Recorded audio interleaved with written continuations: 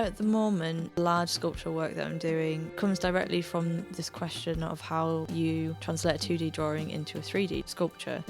Some of the difficulty in translating a 2D image into a 3D form is where you place what bit of detail or how you read an image, but it's sort of like that because there's no rules. The nature of automatic drawing, for me anyway, they create what I'd either call mind vomit, if I'm feeling a bit vulgar, or mindscapes. So they're almost like landscapes from somewhere else. I find human nature fascinating. You might see something and your brain will throw back something that you didn't even realise you'd forgotten.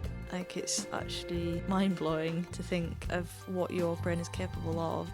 For me, I've always found rituals, traditions really fascinating. We form like our own routines and traditions, and I guess one of mine is making, coming into the studio. I like that it's constantly surprising. It's not like sitting down to a page and knowing exactly what you're going to draw. It's like anything could happen, and just that possibility of what could happen is enough to keep me coming back.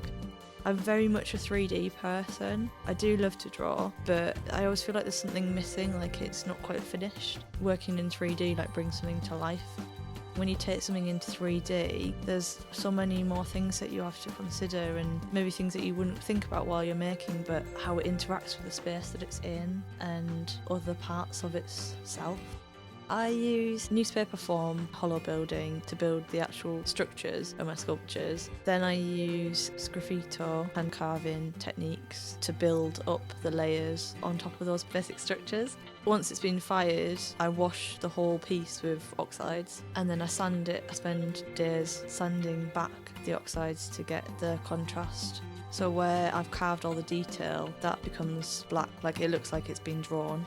It's all about balance in creating the bigger pieces, and I do use a mixture of black and white porcelains, so I've got to bear that in mind as well when it comes to the detail work and the use of stains, because I don't want them to become too dark. I still want the contrast between the black and the white. I don't use any other glazes on there. It's just literally stain and the colour of the clay itself. I've got a limited amount of time that I can build on that piece for, so I tend to do 9 or 10 hours straight of building and do as much as I can in as many consecutive days as I can. I feel like I form an actual relationship with my work. It's one of a kind, never going to be able to make this ever again or even similar in my life. I like a physical diary of where I was when I made that and the headspace I was in, and then a chapter of my life. It's from a subconscious place, but it's fed by a subconscious place. The whole process is that I'm just getting lost in the making, inspired by a drawing that I created from somewhere else. It's the intrigue of where that could take me that keeps me exploring it, really. And I'm sort of building more and more risky forms every time with that. It's just pushing it on.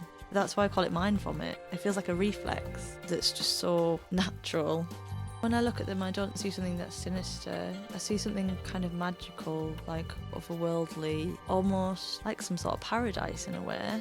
Maybe it's just that I really like getting lost in the countryside. The leaves on the pieces kind of remind me of countryside adventures. So I hope people find the same escapism in my work as I do when I'm in the studio making it.